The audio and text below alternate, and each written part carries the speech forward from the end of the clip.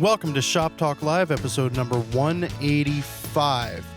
Today we're joined by the one, the only, thank goodness, Bob Van Dyke. It's always great to have Bob on. I want to let everyone know that your time is running out to enter Laguna's full shop giveaway. So head on over to finewoodworking.com/sweepstakes to enter to win a $5,000 prize package from Laguna and Fine Woodworking. It includes a 1412 bandsaw, an F2 Fusion table saw, a 1 horsepower dust collector, a Revo 1216 lathe, and a 6-inch jointer with ShearTech 2. The other thing I want to talk to you about is issue 275. Coming out in a couple of weeks, we've got Colonial Williamsburg's Bill Pavlock resawing by hand. We've got Michael Robbins doing a really intricate and thorough ebonizing technique. Of course, Peter Galbert building a stool. That's the big project in the issue. And if you want to see Peter Galbert build that stool in person over the course of an entire weekend, he's going to be building the whole thing at Fine Woodworking Live. So head on over to finewoodworkinglive.com to sign up for that. So let's get started with the episode. When we sat down, Bob and Mike just started talking and venting, so Jeff started rolling.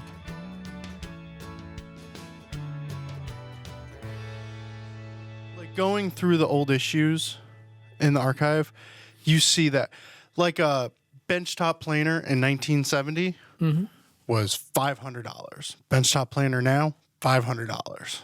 Benchtop planer. There's no such thing as a benchtop planer in 1970. Yeah, I mean in 1984. In 1988, the benchtop planer was $1,350, which was the... Mine was $250. The Ryobi, the 10-inch Ryobi was $250. And because I found out I only had a joiner, and I went into Burns Power Tool Supply, which is where I bought the joiner, and I brought in clapboards. You know, there are wedges like this. I said, I don't need any more of these. What am I doing wrong? And he says, well, you only bought half the equipment. You need the planer to go with it. I was like, oh, Jesus. Wait, I thought I was done. I couldn't afford the joiner. And now you're telling me I got to buy a thickness planer? When was that? 1804. I had just gotten divorced. So they're split up. So it was 87, I guess. And I want to say that Ryobi planer was $250. And a Ryobi planer now is like $350. Because when I bought my planer, maybe it was like earlier 80s, must have been early 80s, there's only 3 choices. There was the Parks, had a 12 or 13-inch planer, which was, bomb-proof. Yeah. The Delta RC33 made in Brazil. And then that a benchtop planer? Yeah. And then like the Foley bell saw planer, which... let you do moldings as well as plain. Right. Like those were the only 3. Because the blue one, the Ryobi, was I think when I was looking, I think it was the only choice. I don't remember having other choices. Okay. And I used that for a long time. I mean, and then I gave it to one of my students. That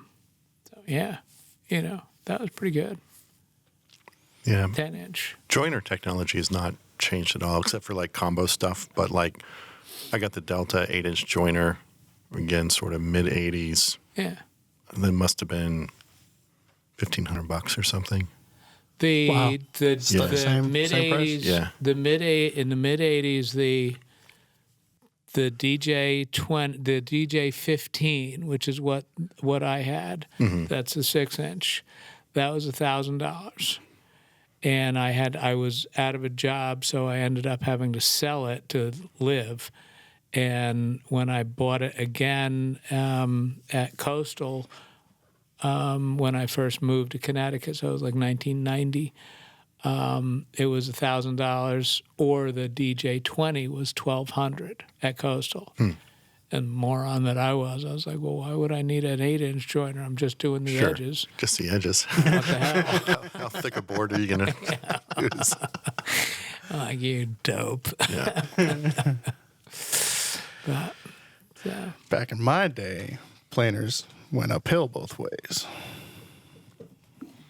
That's the only technology that's changed I mean, the benchtop planer was a new category of tool that didn't exist.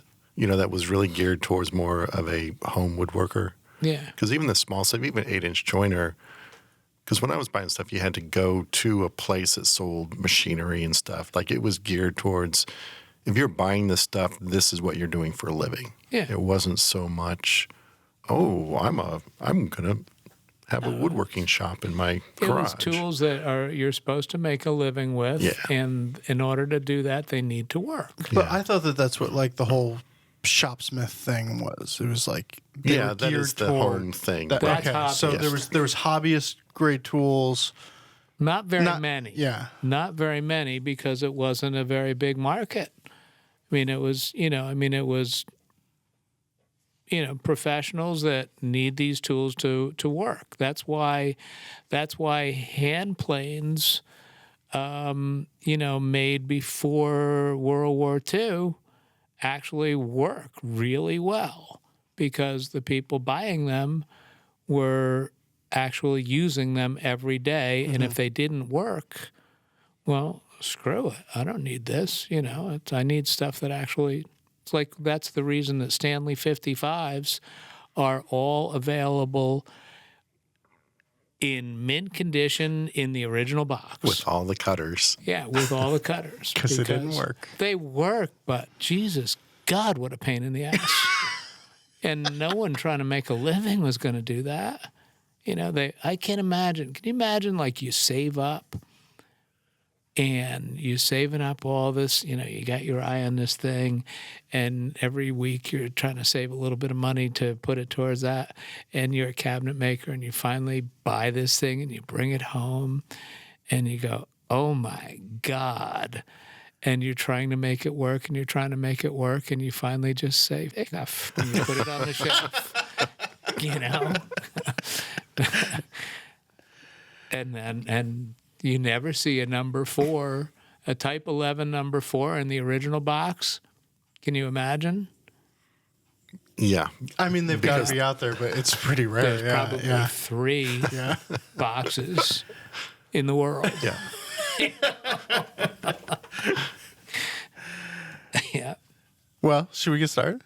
Yeah, let's answer a question. I'm going to edit that together to an intro because that was a pretty great conversation there. Just call that old woodworkers talking about tools. Crotchety. Well, we're joined by Bob Van Dyke for crotchety old men talking woodworking tools. Go with your strengths. Let's answer some questions here. We are rolling, right, Jeff? All right. I didn't get that in the beginning. All right. Question number 1 from Sean. I'm working on a Christmas present for my sister. I hope he was not waiting for a reply because it is March. Or is really early, which I'm very impressed. It's a hallway table with 2 drawers in cherry. This is the first piece I've made it with cherry. Some of the surfaces have a quarter-sawn grain orientation, and I'm finding them highly prone to tear out. My card scraper seems to be the only tool that I've got that can tackle it. And even then, I still have to pay really close attention to the changing grain direction. I'd like to hear any recommendations you might have about tools and techniques to deal with tear out, and also about other tear out prone woods you've worked with. I've found quarter-sawn maple to be difficult as well. And I thought maybe we should talk about, like, why is quarter-sawn stock such a bear? Because quarter-sawn cherry is difficult to plane. It goes all the way back to if you've ever split wood. I took a class when I first started fine woodworking at Jenny Alexander's in Baltimore, did a chair making class where we started with a log and busted the wood out from there. And that class actually turned out to be like the best wood science class I've ever had because you really sort of understood what was going on with the wood, the medium itself, and sort of how it worked and why it did weird things. And it sort of comes down, if you've ever split wood, you find that wood splits much easier as it radiates out from the center of the log, then going across the grain. There's just a lot more adhesion going along the rings. Going out from the center of the log, you have the medullary rays, which are sort of a weak source in terms of splitting. They tend to want to split pretty easily. So a wood especially like white oak with the really, really prominent rays, is really prone to tear out on the quarter sawn face. And cherry, even though they're much smaller rays, they look almost iridescent on the quarter sawn face. Again, you have the rays, and they want to split along that face, and where it wants to split, that's where things want to tear out. So that's kind of why it is. And also, this was a cool thing. We're just figuring out those rays, as they radiate out, they also sort of create a bridge along the rings, and they inhibit expansion and contraction along the rays, which is why on a quarter sawn face you get less wood movement seasonally than you do along the rings themselves on the plain sawn face. So it's not just the orientation of the grain; it's actually the rays kind of holding things in place. Yeah. Really? Is that like a Hoadley thing, or? Yeah. Okay. Oh, yeah, because if it's not Hoadley, it's nothing. Exactly. Yeah. Who are you kidding? Yeah. Yeah. The next edition of Hoadley. If it's not Hoadley, it's nothing. Yeah. What do you do with quarter sawn stock? The quarter sawn, planing any quarter sawn stock is harder to do. It's definitely more prone to tear out, and you can use a card scraper, but planing it with a standard angle plane, even screaming sharp, can be a bear, and you can do some pretty spectacular tear out with it, going either way, going both ways.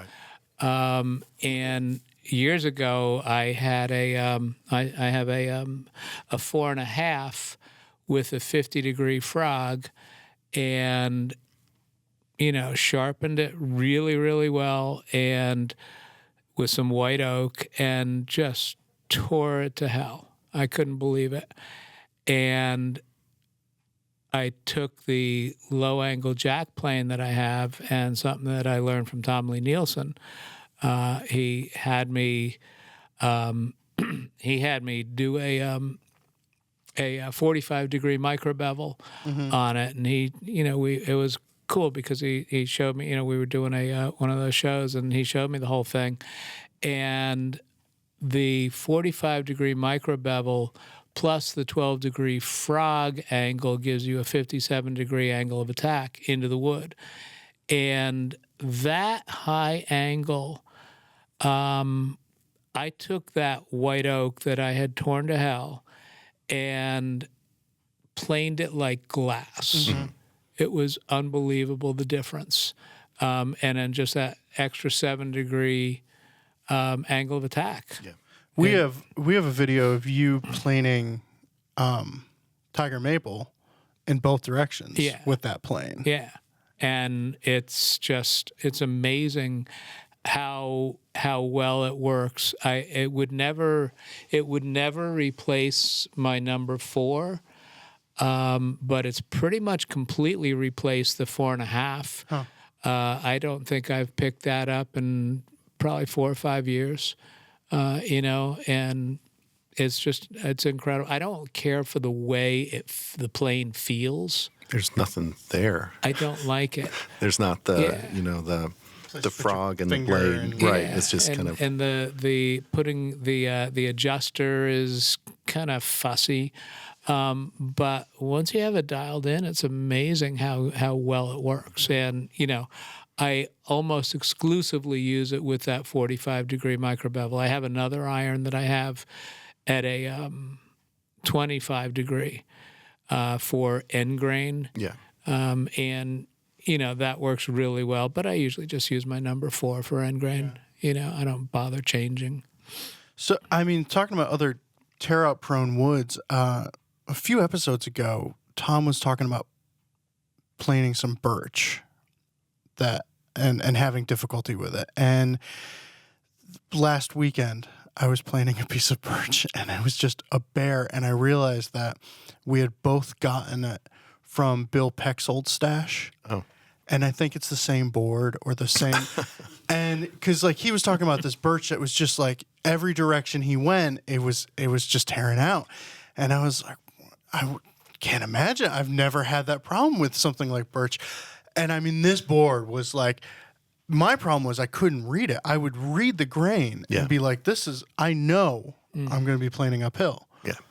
And just tear out the whole, and it's like, you got to be kidding me. Flip it around. And where it felt wrong and it would finally plane. But there was definitely some curl in this birch. And I think part of the problem was birch is so soft and for hardwood. And that curl just wanted to tear out any which way you went. Some woods are just more adhesive than other woods. Like you mentioned tiger maple. That's not that tough to plane tiger maple. Although the grain is going up and down, it should be really squirrely, but it's so adhesive that it just doesn't want to tear out. That's one of those show woods where watch me plane, take a shaving off tiger maple. It's like, it's not that tough. Not that hard. Sharpen your plane and you're good. Yeah. Yeah. I have, you mentioned your 4.5. I have a Lee Nielsen 4.5. So it's a really wide blade, really heavy plane. Which is the same one that I have. Yeah, and then I bought a 55-degree pitch frog for it to kick it up 55 degrees. Same thing, I got that for white oak because I work with it a lot.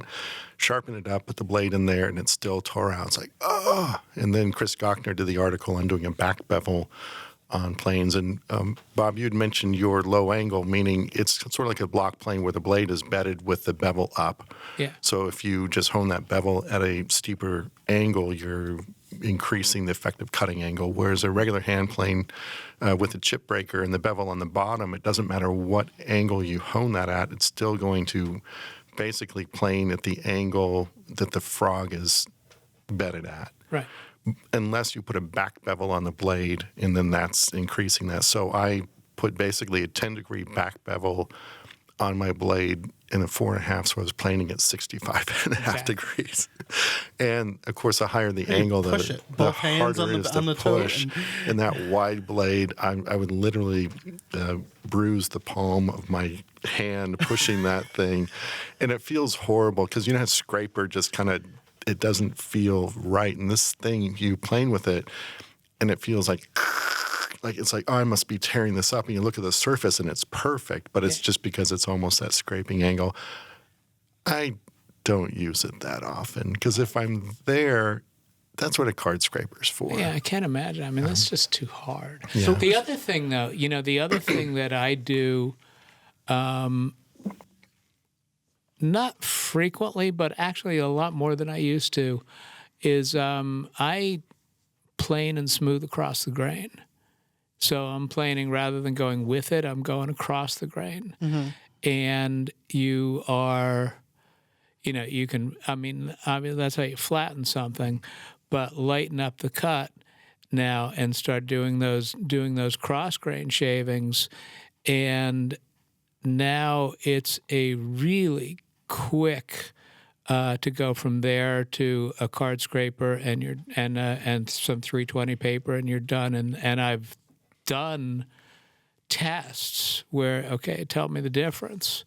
And you can't, but it's because you're going across the grain and the grain just gives up when you're going across the grain. I was like, okay, you win. Are you still holding the plane at an angle, at a bias? And so you're still kind of shearing. You're always shearing. I mean, that's just always going to be a more efficient cut.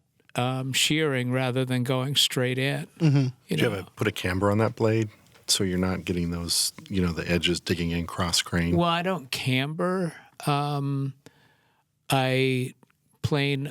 sharpen my blade so 3/4 of it is, or a little bit more than 3/4 of it is dead straight. Mm-hmm.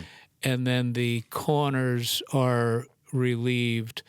Maybe on the last 3/16 on either side, it's relieved and to a, just 100th of an inch or so, and that pulls that back so that when you're like on a 2-inch iron, I'm getting a full width shaving that's really, between 1 3/4 and 1 7/8. Right. Well, Feathering out to nothing. But you do that. yeah, you're not like doing that at the grind or anything like that. Just with You're a just file. concentrating.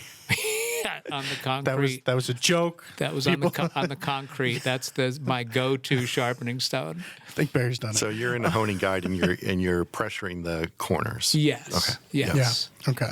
Yeah.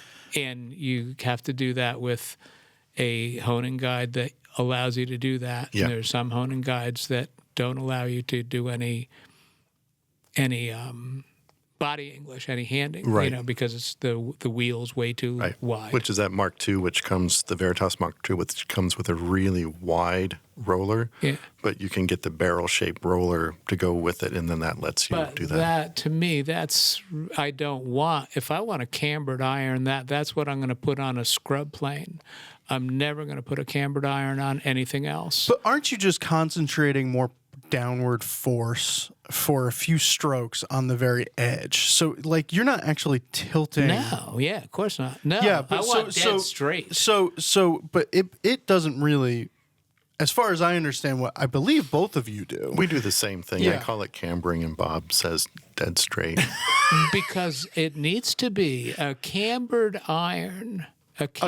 So your line is a cambered iron is a radius going across the whole blade. Yes. Okay. Yes. Your line, your camber there is a little bit of meat removed from the corners of your iron that you take off at your 4,000 grit stone. You take it off at the 8,000 grit stone just by applying a little bit more pressure. I think we probably have effectively the same Yeah, blade.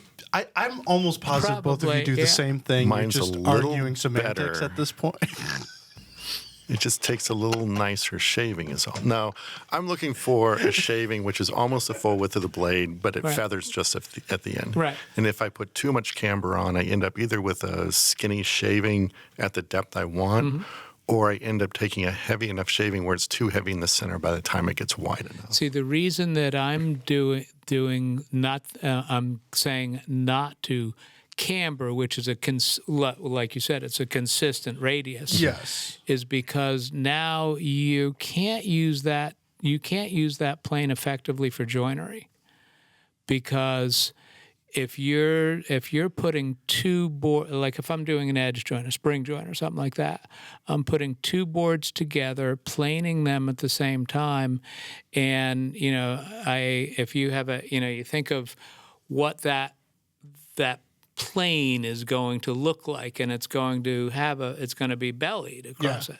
Now you open that up, and you open those two boards up, and they're not going to be flat anymore. It's basically you just made a coopered, joint with basically a hole going through the middle of it, because they're like this. Yeah. So there's that, and then the being able to adjust the edge of something for square or not square. If you're going flat to, feathering out to nothing on one edge, then you can adjust. You look at it and you go, okay, that's the high spot. Let's say it's on the left. So then you're going to pull your plane so that the right side of the iron is just going along the right side of the board, and so the center of the iron is on the left side, the high side, and so you're planing without changing anything at all. You're planing the high spot on the left, feathering out to nothing. Yeah. On the right, and you're bringing that down, one shaving at a time. So you're bringing it down 0.02 of an inch or 1.5 thousandths of an inch at a time, and the control that you can get is amazing. I've never thought of doing it that way. Yeah. I'll show you sometime. It's incredible, the technique. Yeah. Huh. Yeah. Well, that went elsewhere. Quarter sawn But that's stock okay. is a bear, huh? Well, you just can't. You just have to put it through a wide belt sander and call it good. Yeah, I know. Don't be ridiculous. That's what I did. Yeah, so you've got white oak, you've got any quarter sawn stock is going to be difficult. Anything else that you like absolutely hate hand planing? How's Shedua? You've been working with Shedua. Yeah, you've been doing. What was that like? It's nasty. I did a lot of sanding. Yeah. And Wenge is similar? Nah, Wenge can be okay. But in the quarter sun face, that can be rough as well. The Wenge, as long as you sharpen every third or fourth stroke, you can get 4 strokes out of it. Actually, my new sharpening stones are Wenge. I find they actually sharpen very well. Very stylish. Shedua, I think it's an African wood. It's really beautiful. Basically, it looks like curly walnut, but it also has interlock grain, meaning the rows, along the grain can change direction. It almost looks like a ribbon figure or something. So it can have interlock grain, which is really tough in and of itself, and then it can also have a lot of curl to it as well. So you got the curl plus the interlock grain to where there is no right way. Yeah. So I get some moderate tear out from the joiner. I have a segmented cutter head of my planer, which takes care of 99% of it. Scrape and sand. Yeah. Get out the sander. Get out your Festool Rotex and your Festool dust extractor and turn on the music. This episode brought to you by Festool. Yes. Yeah, sometimes, Sean. I mean, sanding. Sanding is a really good way to avoid tear out, when you got to go there. Yeah. All right. Well, let's move on. Let's see. Question number 2 is from Joe. Let's see. To build a bed for my grandson, I ordered 50 board feet of rough lumber, black walnut. The wood is beautiful, but this is where my confusion began. I got the job done, but I don't know if I went about it in the best way. The bed with headboard, frame, 6 drawers underneath, and footboard had over 100 pieces to it. All the lumber was about 8 inches wide and about 10 feet long. Is it better to mill long boards and then lay out all the parts, or lay out the parts oversized and cut them out and send them through the milling stages separately? I mean, he got through it, and he actually sent a picture of the bed. I meant to have it up here. It was beautiful. He didn't say how he went about doing it, though. I think he went about doing it all long. I added that 10 feet? Yeah. See, that's... So he had some straight lumber to start with. But even so, I mean, funny. I mean, I'm just maybe tomorrow I'm going to finish the edits on the article that I just did on this with Barry. Coming up in a fine woodworking issue soon. Sometime in the future.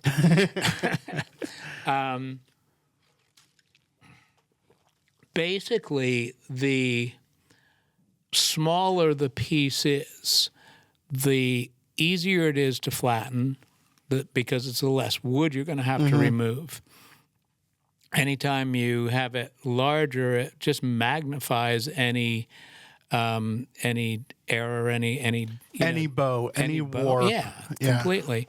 So you have to create a flat plane, and ideally you should be about a quarter to a half an inch wider than you need to be, and about an inch longer than your finished, depending on the size. Now, if your finished piece is going to be, an inch wide and 12 inches long, then it's silly to, rough rip it at 1.5 and at 13 inches. It wastes a ridiculous amount of wood, and it's not getting you anything. There, on a bunch of small parts, I'll combine those parts. I'll look at it and go, okay, well, let's say I'm going to rough it out at 5 or 6 inches wide, and maybe 25 or 30 inches long, depending on what the final things need to be. And that's like a really ideal size to be working with. And if it's something really very twisted or very bowed, then I'm gonna cut it down smaller. And any of that stuff I'm gonna cut down with a bandsaw, not on the table saw. The whole idea of cutting something, a rough sawn, twisted, gnarly piece of wood on the table saw, you can do it, and I'm sure there's plenty of guys out there go, well, I always do that. Yeah. and I know how to do it also. But you are living on borrowed time because, it's one of these days something's going to slip a little bit that you weren't expecting, and it's going to hit the back of the blade, and it's going to kick back. Yeah. And, so, yeah, you can get away with stuff 1,000 times. Then there's the 1,001. Yeah. So, but if you let's say you get your lumber and it is dead straight, 10 feet long, 10 feet long, dead straight. Yeah. You can mill it to your desired thickness, and maybe not 10 foot long because you would have to have a monster joiner to really do that. But let's say you can mill it to 6 feet long, whatever, and then get your parts out of it. That's going to be quicker, right? That's going to be quicker and more efficient. No. No? I mean, there's a lot of internal tensions in a board. What Bob was talking about, why you don't want to be ripping wide boards in half on the table saws, because those halves tend to move, and they often move towards each other and close up the kerf on the back end. So as you're ripping a board, the front end, the teeth are coming down into the table. On the rear of the blade, the teeth are coming up. And so when that kerf closes and it contacts that blade in the back and pinches that blade as it's coming up, a lot of bad things happen. But that, in a nutshell, is sort of whenever you take a big board and cut it into smaller boards, you're changing the equilibrium of the internal tensions in that board. And except for the rare occasion, the wood is going to move. Okay. So you joint a straight edge on a 10-inch wide board, and it's nice and straight, and you rip that into 5 2-inch wide boards. None of those 2-inch wide boards are going to be flat along their edges anymore. And if that's a door frame, you've just built in a twist into a door that is going to be really hard to get flat, and it's really going to hard to hang straight. So much like ripping on the table saw, ripping rough lumber on the table saw, you might get away with it from time to time, but eventually you'll get away with it just enough to convince you it's okay to do it all the time. Yeah. And when I'm ripping, typically I'm joint, rip. So you joint something, you rip it, you joint the drop and rip it. And ideally, let's say you're making table legs and you go and you do that, but I'm going to plane those so the blanks are going to be a heavy like an 1/8 of an inch more and in both dimensions, so that I can, once I've ripped them and I'm going to let them sit for a couple of days, I'll sticker them and let them sit for a couple of days, and then I'll rejoint. I'm going to reface and re-edge each one, and then plane the edge and the face relative to that jointed faces. Right. Mm-hmm. And that's going to give me the best. I don't always do that, but when I can, I'm going to. And, you asked about, having, one of the standard things that I buy is some S4S pine, which, Mike, you've used it. It's beautiful stuff. Mm-hmm. So S4S means it's milled on 4 sides. Yeah. From the And theoretically, it shouldn't be straight and flat. And frequently it's not. But lots of times, depending on what you're doing, it's good enough. Mm-hmm. So sometimes it just depends, what are you making out of this? Do you need to have the piece perfect? Does every piece have to be perfect for every single thing that you do? Well, of course. That'd be ridiculous. If you want your life as easy as possible. But but there's times when I was like, okay, that's good enough. But we did it a couple of years ago. We were doing a class together, and I bought that white oak. I think I bought that white oak, and I had it skip plane from the place up in Enfield, and it was good, but not good enough. Yeah. But it made your milling session a lot easier, probably, too. Mm-hmm.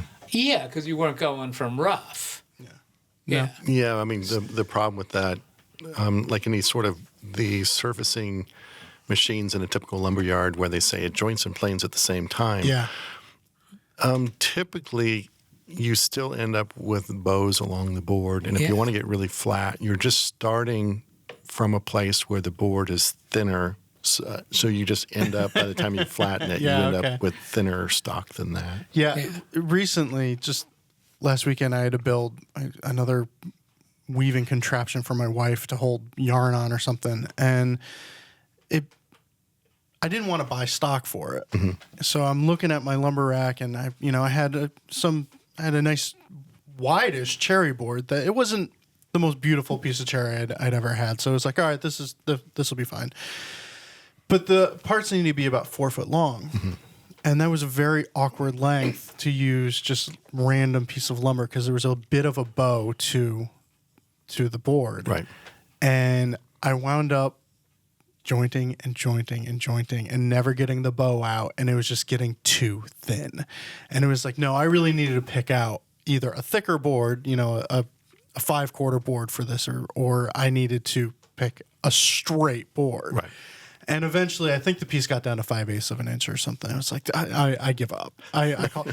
And the only frustration was I had already ripped it. It was probably a 10-inch wide board. I ripped it to get it on the joiner. But I used the track saw, which I think is an awesome use of a track saw. I used a track saw to rip the rough board, as opposed to taking it to the bandsaw. I would think, because basically.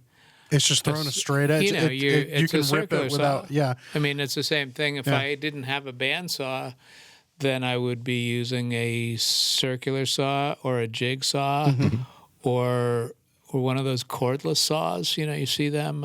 Lee Nielsen sells them. Yeah. Yeah. Cordless. Yeah. Something like that. Yeah. All right. Well, I think it is time for our all-time favorite tool of all time for this week. Who wants to go first? What you got, Bob? I was, thinking about that last night, trying to figure it out. And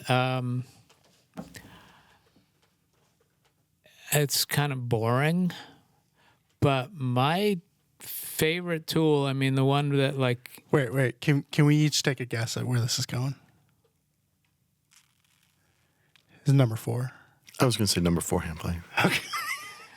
All right. Well, I'll just go home then. You don't need me.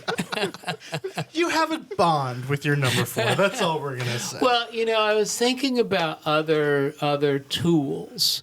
And, other tools are cool that I've used. And, it's kind of cool. That's nice. I was thinking, router plane.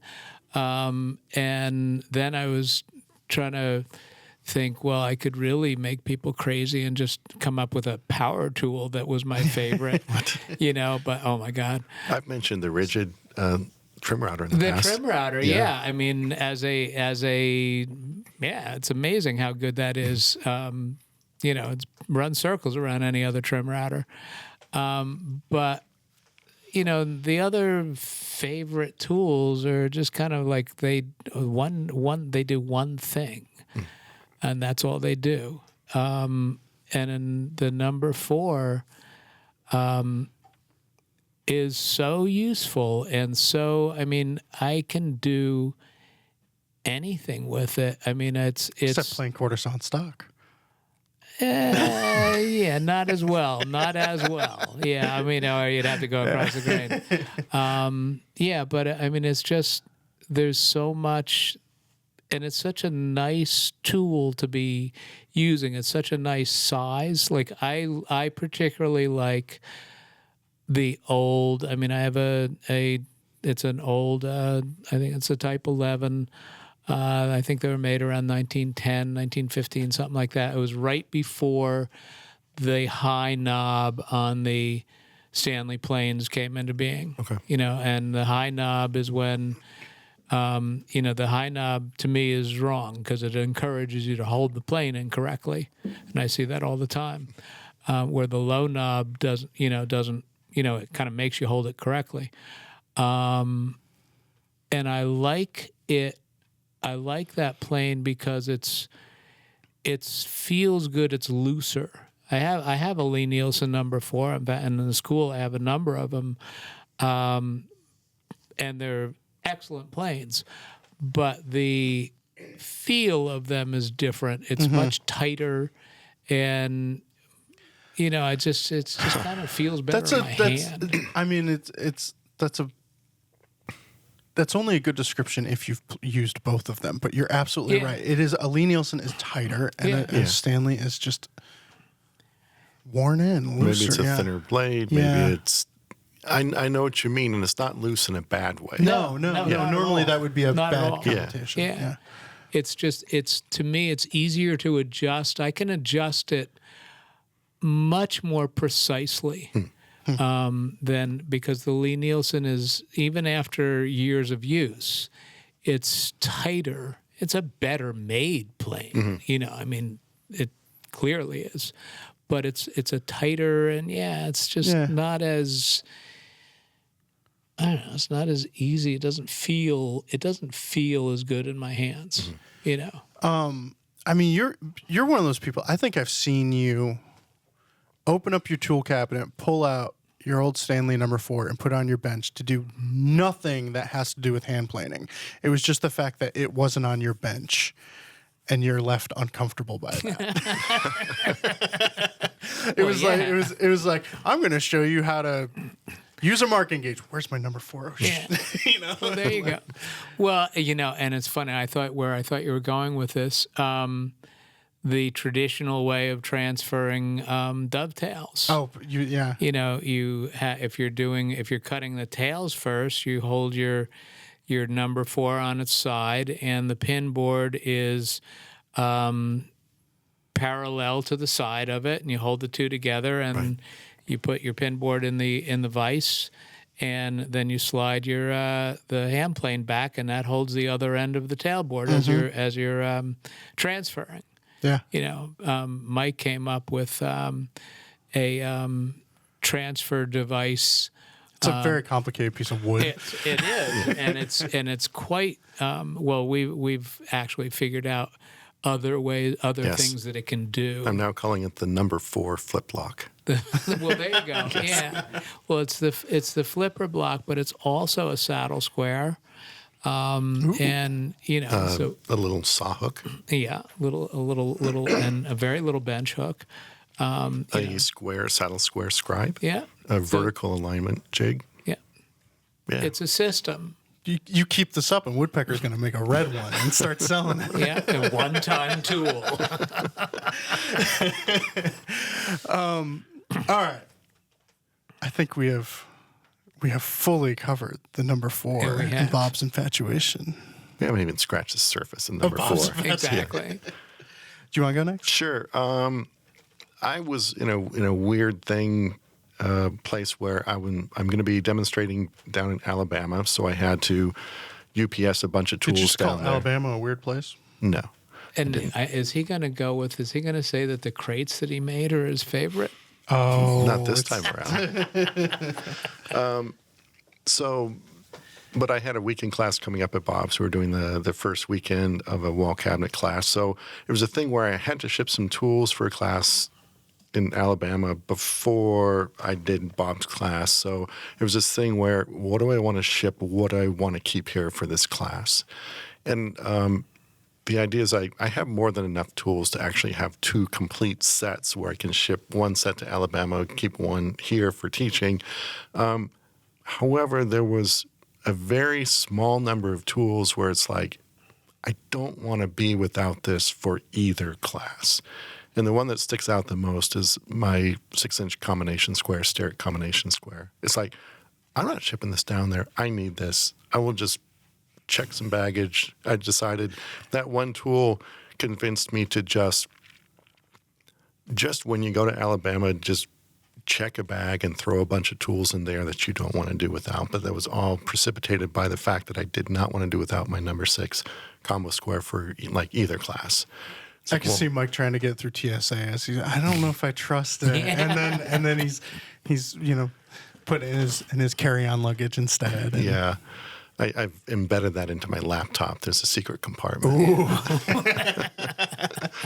So, yeah, it's just one of those They'll tools. find it. It's in the center pocket of my apron. It always lives there. I use that probably 95% of the time I'm using a combination square. It's that one as opposed to the 12-inch, the bigger one. Yeah. So that would be it. I like that. Speaking of trying to sneak stuff through TSA, I got stopped on the way. I was going out to LA. I got stopped and pulled aside, and I'm kind of used to getting pulled aside because I look like somebody that you would pull aside. I would every time. Yeah. Yeah. And In fact, I wouldn't even let you pull it aside. I'd just put it say, I'm sorry, no. we'll just leave. But they grabbed my bag, and I was normally they're patting me down, and they're going through my bag, and he's really rooting through my bag. I'm going, what is going on here? And we have this storeroom downstairs.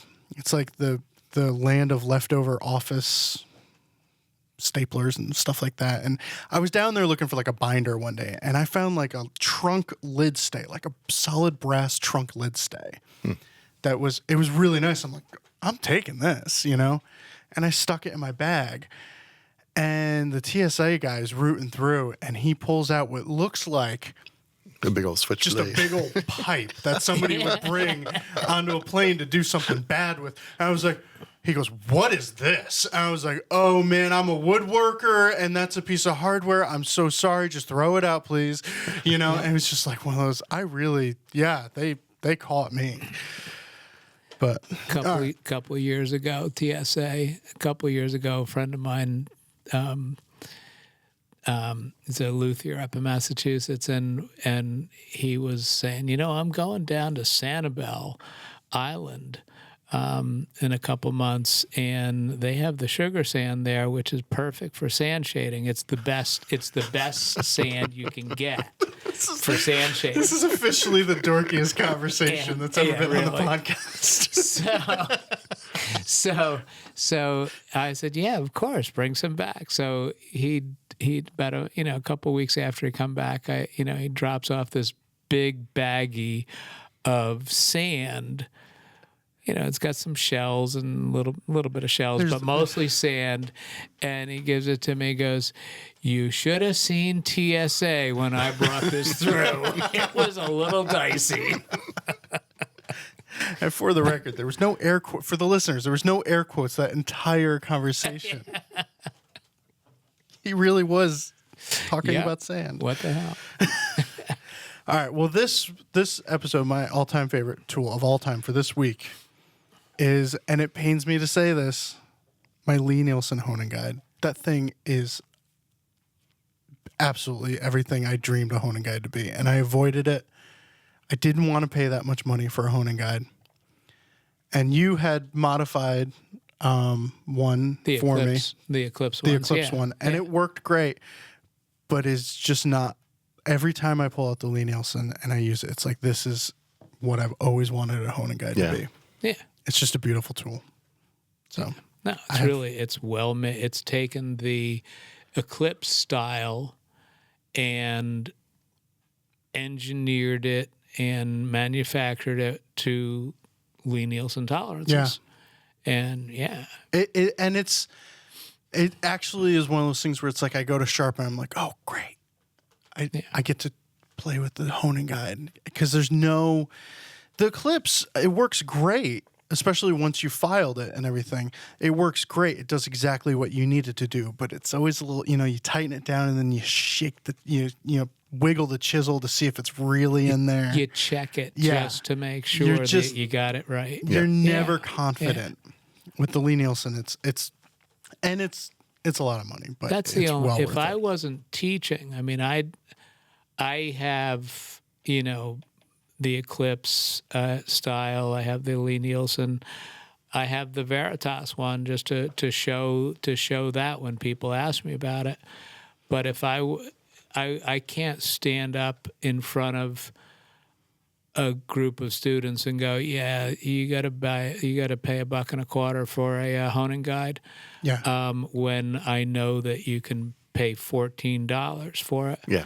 Now that being said, if I wasn't teaching, I would use the Lee Nielsen. It's better, but Yeah, it is tough. The same thing. It's like you want to lower the barrier of entry as much as you can. Exactly. Yeah. So it's like $15 honing guide, boom, you're good to go. Exactly. And I'm at the same you're place. Right. You're right. There is, I mean, your chisel is not sharper, whether you have an Eclipse or a Lee Nielsen. So The biggest thing is the projection. When I started using the projection guide, the projection jig, Deneb up at Lee Nielsen showed it to me years ago, and I was like, okay, that was key. That just lets you get a consistent angle every time. And you're exactly on the same angle that you were the last time. Mm-hmm. So you're sharpening. You're not looking. You're not grinding away any steel to get to the edge. Yeah. Right. And then after your fourth or fifth time honing and that secondary bevel gets too wide and you don't want to grind again, you put it in the little projection guide and just kick it back about a 1/16 of an inch. Yeah, exactly. And now I'm just a hair steeper. Yeah. I can just like cheat one more sharpen out of here. Exactly. That's interesting. Yeah. All of a sudden you have shims, and you're like, how many shims am I on Yes. this one? How many more can I get? So I've got the Lee Nielsen guide for my planes, and I have the Mark II with the side clamping attachment for my chisels. And it's tough because it's like now you're talking about close to $200 more than that. in honing Yeah. guides, but you can get. I got by without both of those things for a really, really long time. Yeah. The Eclipse style guide, it'll handle some chisels, some that are too short or too narrow, or the sidewalls are too vertical. It won't. And then I used to just sharpen all my chisels by hand anyway because the irons are fatter. You can get a better bearing surface. And quite frankly, for the most part, a chisel doesn't have to be, it needs to be sharp, but relatively speaking, not necessarily as super, super sharp as a hand plane needs to be. But I do like the Veritas with the side clamping thing because it just socks down any chisel I own and sharpens it really, really well. Well, and you use a lot of Japanese chisels, Right. Which the other ones don't work. I mean, the Eclipse style doesn't work very well for most Japanese chisels that I've tried to do, and the Lee Nielsen one, I'm sure you can change, some of the different jaws. The different jaws, right. But to me, that like defeats the whole idea of it, because if I have to change the jaw for that particular tool and then I'm going to change it again, the whole idea of I can resharpen my plane in less than 2 minutes. Right. Yeah. From, this is dull, take it apart, sharpen it, and put it back. 2 minutes. But if I have to change the jaws in the honing guide, It's an insurmountable 3 minutes. it's kind of of the once in a while that I might be doing some weird tool, okay, you suck it up. But on an everyday basis, no, I wouldn't want to be doing that. Yeah. So you need two Lee Nielsens, one set with one jaw. And if you want to do real woodworking. and that would Three be Lee that would Nielsens. be the Nice. answer, Yeah. of course. I just I find the Mark II or that one to work, but it's just, for me, it's very cumbersome. I have a hard time setting it, and I just feel very cumbersome with it. But All right, we're gonna take a quick back. Quick back. We're gonna take a quick break. 2019 Fine Woodworking Live presenters: Chris Bexford, Matt Bickford, Brian Boggs, Danielle Rose Bird, Michael Fortune, Peter Galbert, Chris Gochner, Garrett Hack, Nancy Hiller, Beth Ireland, Raleigh Johnson, Joshua Klein, Steve Latta, Tom McLaughlin, Mike Pekovich, Chris Schwartz, and Bob Van Dyke. I don't know what else to say. FineWoodworkingLive.com.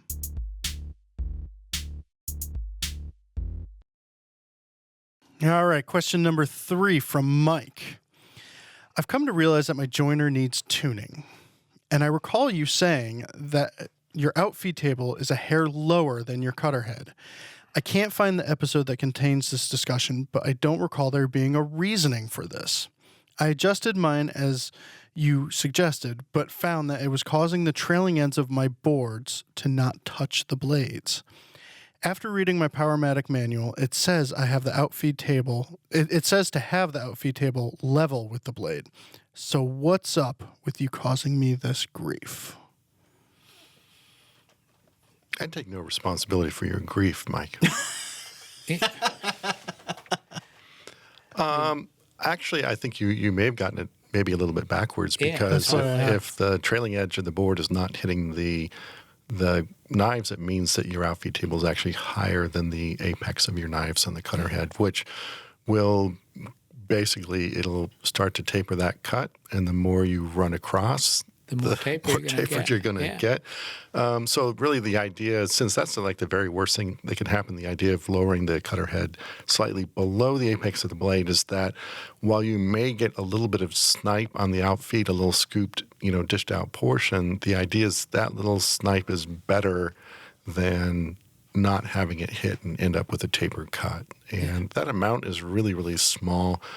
The way I was taught to do it is I lay a steel ruler on edge on the outfeed table, and I rotate the blade by hand, obviously, and so that... Well, that's optional. You make that mistake once. Yes. And the idea is that I'll have some inch line aligned with the edge of the outfeed table, with the end of the outfeed table, and so as ideally the cutter head, the knife should engage the ruler, lift it up, and move it forward by 1/4 of an inch, like that. So we're talking a really, really small amount. So like, if someone's unable to picture this, it's not, the blade is not 1/4 of an inch above the table. It is picking up the rotation of the blade is moving the ruler of 1/4 of an inch. So we're still in the thousandths of an inch. Yeah. And it's one of those. I do the same thing, 1/4 of an inch and a steel straight edge, and you just hang it over and rotate the cutter head backwards, forwards, and it'll pick it up and move it. And the other thing that I do, or I used to until last fall, or last spring, I couldn't stand it anymore, and I finally broke down and got the bird cutter heads for 2 of the joiners in the school. But before that, it was always the knives were not hitting the same way. Right. So one knife all the way on the right side would be moving at 1/4 of an inch, and then I would try it all the way on the left side, and it wouldn't be moving it at all. Mm-hmm. And then I'd try the other blade, and it would be doing the opposite. It was really irritating. Yeah, you got 2 ends of 3 blades in between them. Yeah, it was never exactly and right. It was really very, very, it was doable, and you can adjust it. But did you want to spend half your life adjusting machines? I do. I would do it until I was tired of it.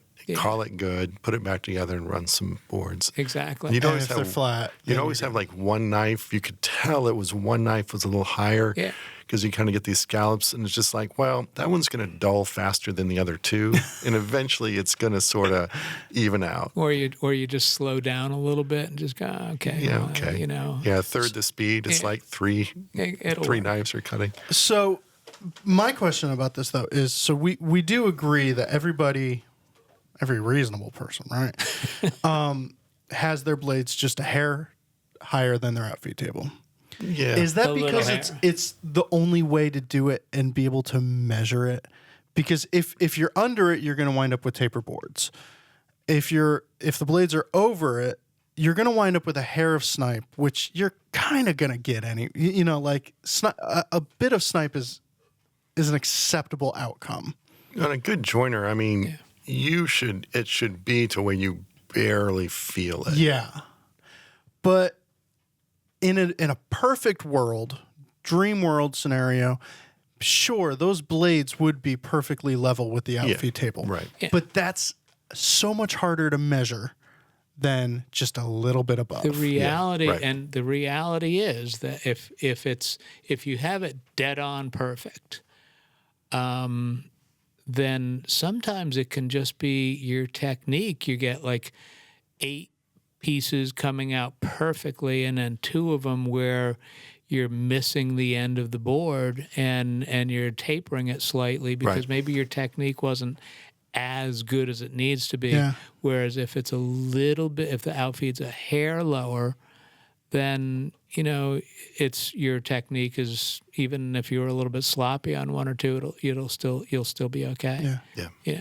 So my question is, so I have a nicked blade in my joiner. What do you guys think the chances are of me being able to move one of those blades over just a little bit without go through a full setup? Oh, easy. Easy. Just go for it. You think so? Yeah. But you know what I don't worry about is a nicked blade.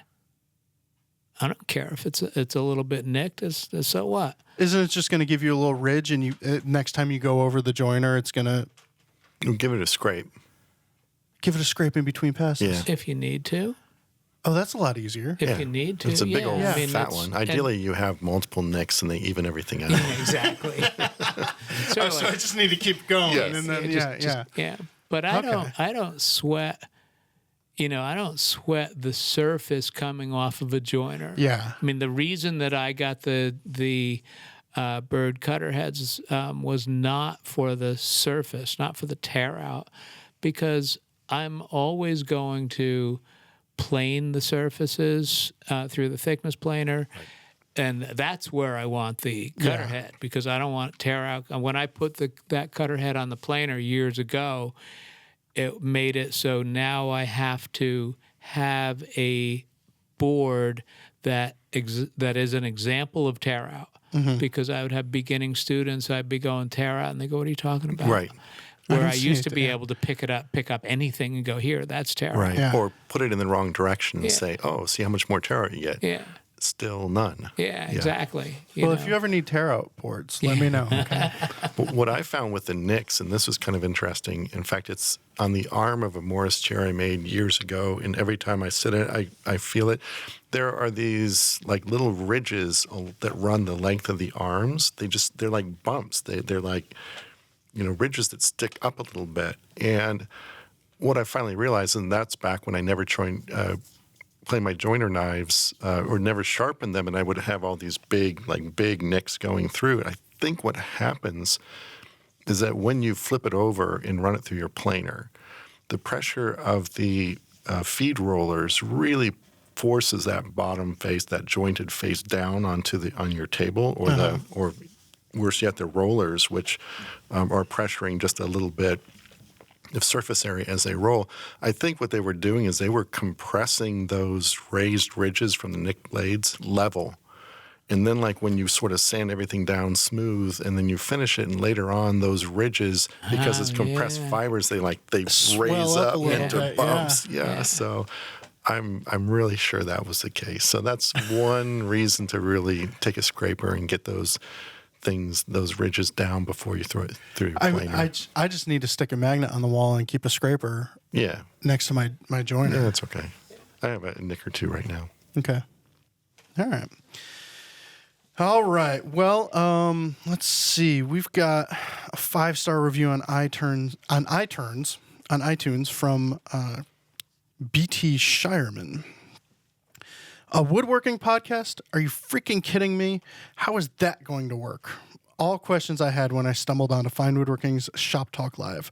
Thankfully, it not only works, but I found that it's truly thought-provoking, and I treat the crew as a Greek chorus to either challenge or confirm my solo woodworker biases or ferret out and learn new approaches. Thank you for that 5-star review. Let's see. Anybody have any recommendations? I got a 3-star review on my book on Amazon today. And I'm really bummed out.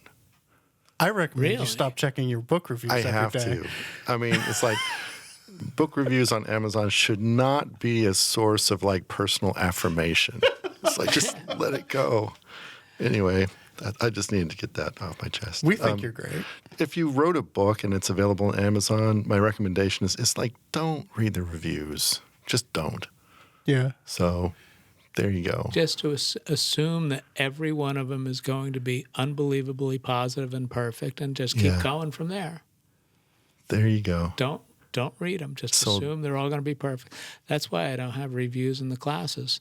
You know how a lot of schools, they hand out evaluation sheets. Yeah, no, I don't do that. And when they do, it's like never. I just don't want to read it. It's whether they come back or not. That's the evaluation sheet. I figure if you got a problem, please tell me. Yeah. You know, I mean, that's why I'm here. I don't want you going home with an attitude or bummed out about something. Yeah. Also, I think the evaluation sheets, it just invites people to think of things they didn't like about the class. Well, yeah, I hadn't thought of that. Or most of the time, oh, it was wonderful. Everything was wonderful. Oh, it was great. Da da da. No, please. I know that's a bunch of foolishness. Yeah, I believe no positive feedback whatsoever. Yeah, none. But you believe all the negative. Yeah. I'm exactly the same way. Yeah. Oh, wow. All right. I want to recommend Barry turned me on to this Apple Music's Essential Playlists. They're actually fantastic. Oh. I've been listening to, and my new go-to shop playlist is the Wes Montgomery Essential Playlist. I thought that they were like, Essential Playlist, I don't need that junk. I'm an album guy, you know? Yes. But he goes, no, if you're trying to get into an artist or you don't know where to start, they're actually curated really well, and it's true. So check them out. Who's Wes Montgomery? He's a jazz guitar player. Oh, okay. Yeah. All right. That's all for this episode of Shop Talk Live. Bob, do you have a recommendation? No. If you have questions. For what? Just in general. Yeah, we just do like at the end, just like, hey, this stupid thing happened. I like it. No, I'm not going to go there. All right. I could get in trouble so easily. If you have questions you'd like us to answer on the show, send them into shoptalk@taunton.com. If you're watching on YouTube, click that thumbs up button. We'll be back in 2 weeks with another episode. Thanks for listening. 2 sources for pickles. Speaking of recommendations. 2 sources for pickles. It's either Lower East Side, the Pickle Guys in New York, or Ryan's Deli in Vernon, Connecticut. Only 2 places for pickles. According to Connecticut state law, if it doesn't bounce, it's not a pickle. I'm not going to touch that one. If it doesn't bounce, Yep. it's not a pickle. Yep.